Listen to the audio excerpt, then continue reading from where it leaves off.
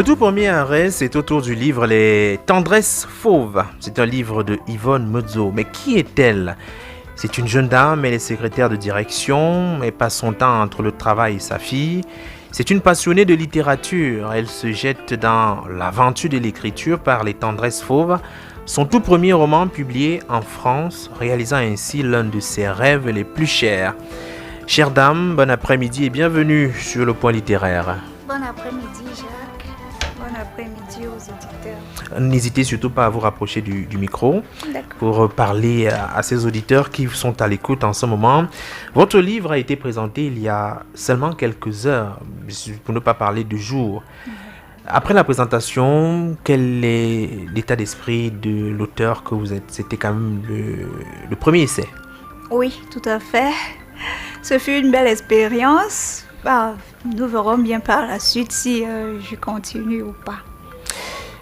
On a encore des doutes. Est-ce qu'on se dit c'était vraiment la voie qu'on recherchait depuis et qu'aujourd'hui c'est le moment de l'assumer? Comment est-ce qu'on a cette piqûre de passion pour l'écriture? Que se passe-t-il? Alors je me dis, quand on observe la société, on regarde les phénomènes tout autour de nous, on se sent quand même interpellé et on se retrouve en train d'écrire parce qu'on n'écrit pas pour soi, on écrit pour les autres aussi. Oui. Donc c'est dans cette optique-là que... Vous avez décidé de prendre la parole. Quel est l'événement qui vous marque le plus au point de vous décider à vous lancer dans l'écriture? Les violences faites aux femmes. Les femmes sont trop menacées dans notre société. C'est vice-versa, mais beaucoup plus côté des femmes. Oui. Est-ce que ce n'est pas parce que c'est simplement les femmes qui se plaignent plus et les hommes restent... ils font l'homme en fait? Bon, aussi, c'est aussi une possibilité. Dans notre contexte, on dit que les hommes ne pleurent pas.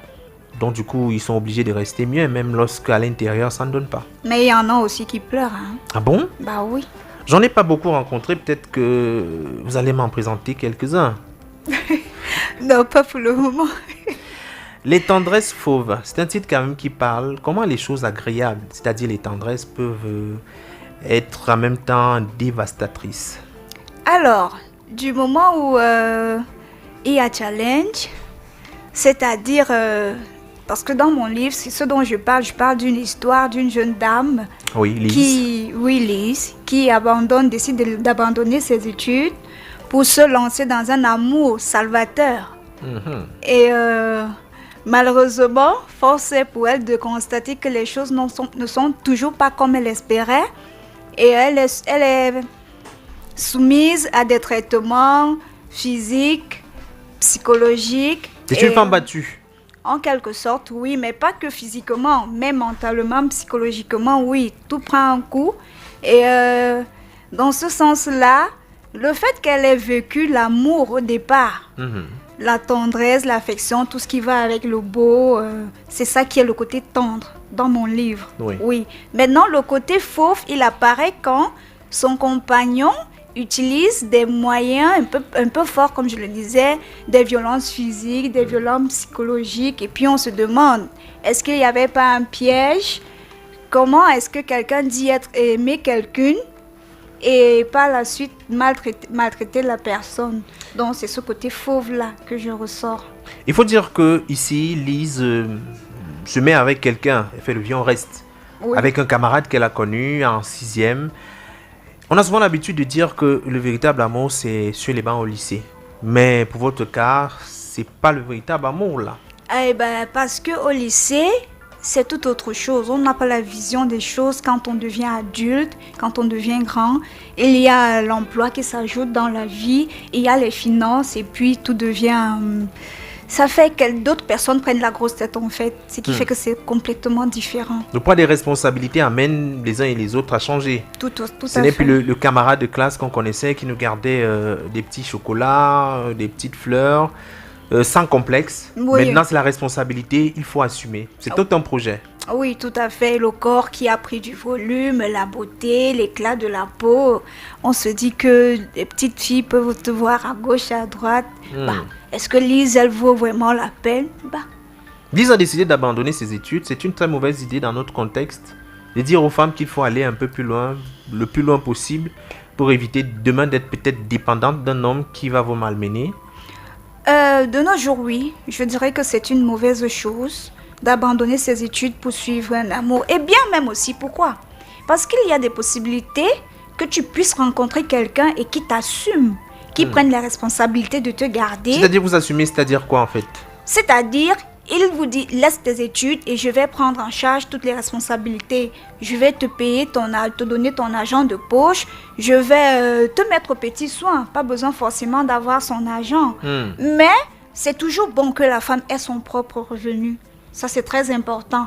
Parce que je suis du genre de personne qui pense que dans la maison, il faut que la femme aussi apporte un plus. Il ne faut pas seulement que l'homme ramène.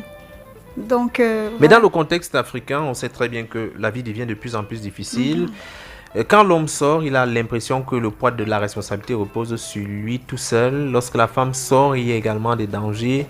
La bonne opération, c'est laquelle? Surtout comme le cas de Lise, elle a un enfant. C'est-à-dire que plus tard, elle aura un enfant. Est-ce qu'il est bon que la femme reste définitivement à la maison ou il est bon que la femme de temps en temps sorte? Même malgré les dangers. Il est bon que de temps en temps la femme sorte. Elle se sentira plus indépendante. Elle se sentira même mieux dans sa peau. Et puis même, ses vêtements lui serviront à quoi? À quoi c'est d'avoir plein de vêtements et de ne pas pouvoir en... Pour aller à la messe le dimanche, par exemple. Ah non, pas seulement. Ou les sorties avec monsieur lorsqu'il est invité dans les anniversaires et les mariages. Ouais, mais les vêtements que l'on porte quand on est avec monsieur ne sont pas les mêmes vêtements que l'on porte quand on va au boulot, par exemple. D'accord. Mais en même temps, au boulot, il y a beaucoup de réalités. Si tout le monde sort, puisque la famille, ce sont les enfants qu'il faut regarder, qui regarde les enfants à la maison? Eh bien, je pense que dans ce sens, il faudrait que la dame, beaucoup plus la femme, qu'elle ait un boulot qui puisse lui permettre de rentrer un peu plus tôt. Je dirais maximum 15h, 16h, parce que c'est généralement à cette heure-là que les enfants rentrent des classes. Oui, ça c'est quand on est fonctionnaire. Oui. Parce que quand on travaille dans le privé, c'est un peu plus compliqué. Ça c'est vrai. Ben, il faut essayer de trouver les voies et moyens. Parfois dans le privé, on peut avoir un patron qui, chaque fois qu'il remarque que vous voulez rentrer à 16h, vous donne une nouvelle tâche. Oui, pourquoi ne même pas ouvrir un truc à son propre compte, par exemple un shopping, quand l'enfant est là, tu fermes et puis tu vas t'occuper de l'enfant. Et puis tu apprêtes aussi en même temps, tu te prépares à recevoir ton époux. On ne parle pas que d'amour de lycée, mais on parle également d'infidélité dans le livre. Tout à fait. Lorsque Lise rencontre un homme qui a une voix qui fait trembler cette dernière, parce qu'à un moment donné, il faut dire qu'elle a pris la décision de partir, d'oublier son amour d'enfance malgré les conditions, et elle décide de se chercher. C'est une mère célibataire. D'abord, parlons de la condition de la mère célibataire. Est-ce que être mère célibataire est facile? Être mère célibataire, c'est pas facile du tout. Parce qu'on a toujours tendance à assumer les deux rôles. On joue le rôle du papa et de la maman. C'est pas toujours facile, donc c'est toujours mieux d'avoir un compagnon. C'est-à-dire que le papa et la maman, oui, sous le même toit. Oui. Que d'assumer la responsabilité toute seule. Oui. Mais il y a aussi une réalité qu'on peut observer. Généralement, les pères qui sont partis, sont toujours qualifiés d'irresponsables. Et ça, c'est toujours la faute de l'homme lorsqu'on se retrouve toute seule. Généralement, je dis les responsabilités sont partagées. On ne se sépare pas parce que forcément la femme a mal fait et puis l'homme il est parfait, ou bien l'homme il a mal fait et puis la femme elle est parfaite. Est-ce que c'est parce que la femme n'est pas soumise? Ça dépend de ce que vous entendez par soumise. Pourquoi est-ce qu'on devrait toujours apporter du contenu à la soumission? Pourtant, c'est un mot français qui est si simple à comprendre. Je ne sais pas pourquoi chaque fois on demande qu'est-ce qu'on y met. La soumission, c'est être soumise simplement. D'accord, si vous le dites. Généralement, la soumission, il y a des hommes qui ne comprennent véritablement pas ce sens, le sens du terme. C'est-à-dire ils pensent qu'il faut être là. Quand je te dis viens ici, tu viens, va là-bas, tu vas. Non, mais je pense que la soumission, c'est avoir le comportement qui sied avec le mariage. C'est-à-dire quoi? C'est-à-dire, il faut savoir que quand ton homme rentre, tu dois apprêter son repas, tu le poses. Mais il y a certains ménages, tu arrives, la dame, le monsieur, il rentre, il te dit la faim. Après, tu entends la dame, toi-même va te servir. Voilà, c'est une femme insoumise. Oui. Donc, non mariable. Peut-être mariable pour quelqu'un d'autre qui va accepter ça. De se faire, qu'on lui manque le respect chaque jour. Oui, mais pour quelqu'un qui connaît les valeurs du mariage, non, ça ne passe pas. Oui. La relation entre l'ex, entre guillemets, et l'enfant et même la femme. C'est souvent tendu. Est-ce qu'il est possible de rendre cette relation conviviale, agréable, ne serait-ce que pour le bonheur de l'enfant? Tout Parce qu'à à un moment fait. donné, on commence à se détester. On ne veut pas voir à côté de l'enfant. L'enfant est tiraillé entre le père et la mère. Parfois, le père veut la responsabilité de la garde de l'enfant. La mère également de son côté. Pour vous, la meilleure chose à faire dans ce cas de figure, c'est quoi? Moi, je pense que quand il y a tiraillement, il y a encore sentiment. Ah bon? Oui. Donc on se déteste parce qu'on s'aime beaucoup. Oui, et puis peut-être l'un veut encore, l'autre ne veut plus.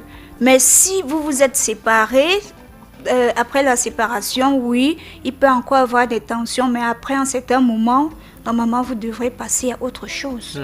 Et penser à l'enfant. Est-ce qu'on se met ensemble pour se séparer? Pas du tout, mais ce sont les vicissitudes de la vie qui le veulent, malheureusement. Pourquoi est-ce qu'on ne peut pas supporter comme le faisaient nos mamans? Vous allez dire que c'est la génération qui a changé, on est un peu plus exigeante côté femme. Oui. Et les hommes sont beaucoup moins peut-être compétents sur le domaine dans lequel ils sont attendus. Aussi, beaucoup d'infidélité. Beaucoup de compagnes. Bon, c'est normal hein, de tirer la couverture vers votre côté. Alors, Lise, parce que nous parlons effectivement du roman, et nous sommes dans l'univers du roman, Lise, cette mère célibataire qui décide de se séparer et de prendre avec elle son enfant, se retrouve dans un cas de figure où elle doit courir entre boulot, elle doit être au boulot tous les matins, doit mettre l'enfant dans le bus. Ça fait plusieurs tâches à faire. Elle est issue d'une famille polygamique. Et elle a décidé de ne jamais sortir avec un homme marié. Mais les choses ne se passent pas toujours de la même façon. Alors, si vous vous rappelez, lors de la dédicace, j'avais posé une question. Comment est-ce qu'on réussit à se retrouver dans cette situation-là? Aller prendre le mari d'une autre femme. Qu'est-ce qui peut mener à ça? Alors, la précédente relation n'ayant pas été facile, on peut se retrouver dans cet élan-là par besoin d'avoir quelqu'un à ses côtés, d'avoir besoin d'une écoute, d'avoir besoin d'être avec quelqu'un, se sentir aimée aussi, se sentir importante pour quelqu'un. Oui. Quel que soit le visage que la personne nous présente. Non, pas tout à fait, non. En fonction de ce que la personne te montre et que tu penses que tu recherches. Si la personne te montre ça, ben oui. Mais pour le cas de Lise, elle n'a pas tout de suite su. Hein. Le monsieur, il n'avait pas de bague. Donc les hommes sont devenus bandits, les hommes mariés. Bandits. Ils portent plus les bagues. Bah oui, parce qu'ils savent. Mais généralement, on dit que les hommes mariés n'ont pas à porter les bagues. Ce sont aux femmes de porter les bagues. C'est une mauvaise appréhension ou... Bah, quand il se marie seul ou bien il se marie avec la femme. Parce qu'on dit que c'est pas à l'homme de présenter son alliance, mais à la femme. Bon, je voudrais savoir, à la mairie là, les deux portent la bague ou bien c'est une seule personne? Non, les deux, évidemment. Bah, l'homme logiquement devrait donc aussi avoir sa bague. Ça veut dire qu'il n'assume peut-être pas ou bien il regrette son choix, mais c'est à lui de voir. Monsieur Kameni est un homme qui sent agréablement bon. Ça met quand même en lumière ce qui attire les femmes aujourd'hui. Les hommes qui sont bien parfumés, qui ont une petite voiture, qui ont un beau costume. Qui peut vous amener en week-end? Est-ce que c'est comme ça ou c'est sur cette base-là qu'on devrait choisir son homme? Pas du tout. Pas du tout, mais je me dis que la narratrice a dû... la senteur était vraiment bonne. Il y a des senteurs quand tu les... Qui vous captive. Oui, qui captive, qui marque. Et je pense que c'est dans cet élan-là que... mais ça ne devrait pas faire l'objet de regard, d'être avec quelqu'un en fait. Oui, parce que c'est un ensemble de choses. Quand on dit être avec... on dit qu'on va être avec quelqu'un. Et si on se base sur le parfum, ça veut dire que c'est quelque chose qui a déclenché quelque chose. Il y avait également la voix. On voit bien que c'est parfois des petites choses qui séduisent. Tout à fait. La façon de prendre la parole. Oui. La façon de poser. Lise aime un homme. Elle refuse de lui dire, se disant que c'est à l'homme de faire le premier pas. Dans notre contexte actuel, on voit bien les femmes prendre des initiatives. Est-ce à dire que la société, c'est des règles ou alors c'est tout à fait normal qu'une femme intéressée puisse prendre les devants? Bah, je pense que Lise a grandi dans un environnement où l'homme reste le maître du jeu. C'est à lui qui veut Babert. Oui, Hmm. et pas qu'elle prenne le devant. Hmm. Oui, donc peu importe ce qu'elle a bien pu ressentir, elle allait le garder pour elle. Lise a des soupçons, comme d'ailleurs la plupart des femmes. Elle constate qu'un homme est bien mis et on se dit tout de suite que forcément il y a une femme derrière qui repasse le linge, qui s'assure que voilà, la chaussure est bien cirée. Mais elle va quand même en abordage, c'est-à-dire qu'elle accepte de se faire draguer, de se faire courtiser. Qu'est-ce qui peut amener une femme qui sait déjà qu'un homme est peut-être pris à se laisser aller par... Pas cette toujours façon? pris, on se dit peut-être toujours que non, il est célibataire. Mais on ne pose pas de questions. On ne pose pas de questions. Pourquoi on ne pose pas de questions? Parce qu'on pense à soi, on vise le meilleur pour soi. Bah oui. Pourquoi je vais me poser la question de savoir s'il est marié ou pas? Et pourtant, il est mon crush. Peut-être qu'il faudrait commencer à demander très tôt. Dès le premier rendez-vous. Oui, Puisqu'il faut poser les CV sur la table. oui, tout à fait. Mais je pense que pour le cas de Lise, ça n'a pas été le cas. Et le livre dit une chose qui devrait être peut-être la leçon centrale. Les hommes mariés, c'est un peu comme du poison, il ne faut pas en toucher. Est-ce là véritablement la leçon, l'une des leçons qu'il faut retenir de cet ouvrage? Je pense que le message que Lise a voulu faire passer ici, c'est il n'y a rien de bon chez l'homme marié. L'homme marié, quand il vient vers toi, pas toujours, hein, il y a celles qui trouvent commencez leur pas à coup. apporter des modifications. Vous avez bien commencé. L'homme marié, L'homme marié, c'est n'a rien celui-là dit. qui vient vers toi et puis il te voit, tu es toute belle, tu es toute fraîche et il se dit, il peut avoir une petite histoire. Mais la femme en retour, je me dis, hein, c'est... Oui, vous allez passer un moment, vous allez vous aimer, vous allez... Mais après, il ne dormira pas là. Oui, il partira dans son cocon. Et puis, il y en a même qui te diront que je quitterai jamais ma femme. Et dans ce cas, quel genre de projet est-ce que tu peux avoir avec ce genre de mec? on s'embarque dans quoi comme ça? Parce qu'en réalité, c'est très complexe. C'est-à-dire que véritablement, les hommes, il faut marier, il ne faut pas en toucher. Pour certaines femmes. Comment ça, pour Loin certaines de moi de porter un jugement de...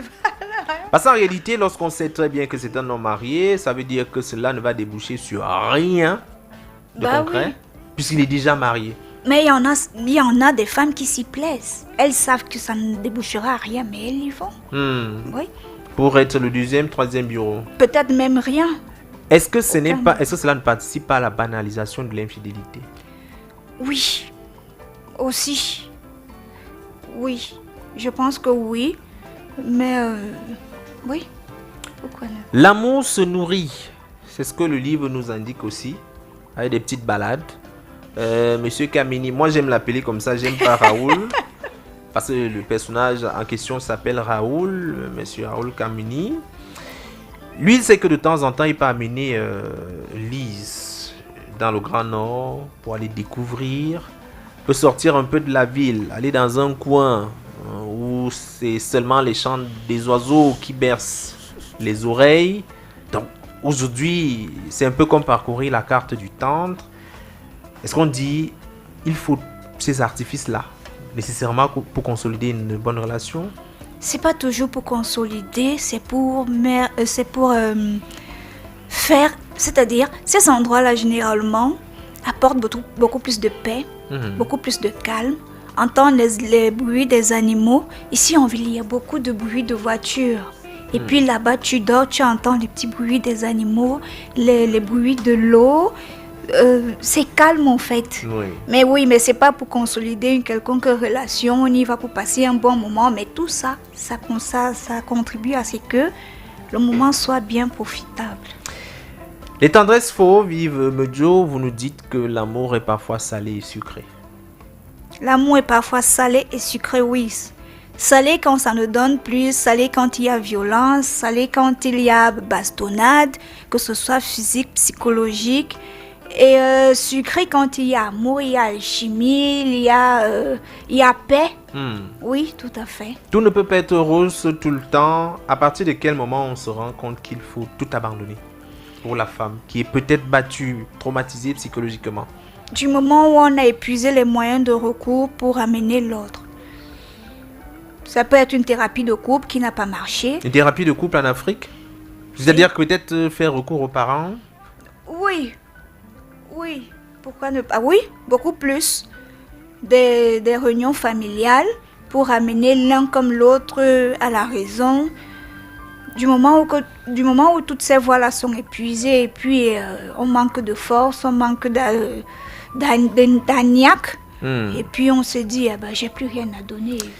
Les tendresses fauves, c'est un livre quand même qui parle à toutes les femmes, parce que c'est plusieurs femmes qui se reconnaissent entre les charges du ménage à porter toute seule en tant que mère célibataire. Est-ce qu'aujourd'hui on a raison de juger les mères célibataires? Non. Est-ce qu'on décide d'en devenir une? On ne décide pas d'en devenir une, c'est la vie qui impose, c'est la vie en fonction des principes de chacune. On se retrouve mère célibataire, il y a celles qui peuvent accepter ces bastonnades-là jusqu'à en perdre la vie. Mais il y a d'autres qui disent non et puis elles partent, elles décident de partir. La jeune fille qui nous écoute, et d'ailleurs ce sont les vacances, on a vu qu'elles ont changé de coiffure. Les nattes, les 6 nattes habituelles ont cédé la place quelquefois à des coiffures brésiliennes, américaines, des perruques et autres. Quel est le conseil que l'aîné que vous êtes peut donner à ces jeunes demoiselles pendant cette période des vacances? N'allez pas vers les hommes mariés. Ne les touchez pas. Ce sont des menteurs. Voilà. Je donnerais quel conseil? Quand on est en vacances, on se laisse aller. Effectivement, avec la dépravation des mœurs, c'est pas déjà évident. La jeune fille qui a 18 ans pense qu'elle est capable de faire quelque chose d'une femme qui a 30 ans. C'est pas le cas. C'est pas le cas. Oui. Et donc, le conseil que je pourrais donner à mes jeunes sœurs, à mes petites sœurs, c'est faites les choses en fonction de vos âges. Soyez pas pressés. Pas du tout. Si ce sont des tresses par exemple, faites des petits rastas coupés en mèches de 2. Non, pas 2, autant pour moi. Parce que 2 c'est très long. Coupés en 4, en 3 maxi. Oui, c'est la bonne longueur. Vous ne voulez pas que les tresses touchent le bas du dos ou bien? Non. Qu'est-ce qu'une jeune fille de 18 ans devrait normalement faire avec des tresses qui arrivent au niveau des fesses? Oui. Non, pas du tout. C'est pour être joli, pour être à la mode. Ah non, c'est pas ça qui fait la beauté de la femme. Oui. Il faut être résiliente, il faut éviter de faire de mauvais choix. Oui. Parce qu'on ne sait pas de quoi demain est fait. Les choix qu'on va prendre aujourd'hui, il y aura des conséquences un peu plus tard. Tout ce que je peux dire, vraiment, peut-être pour terminer, à qui s'adresse le livre?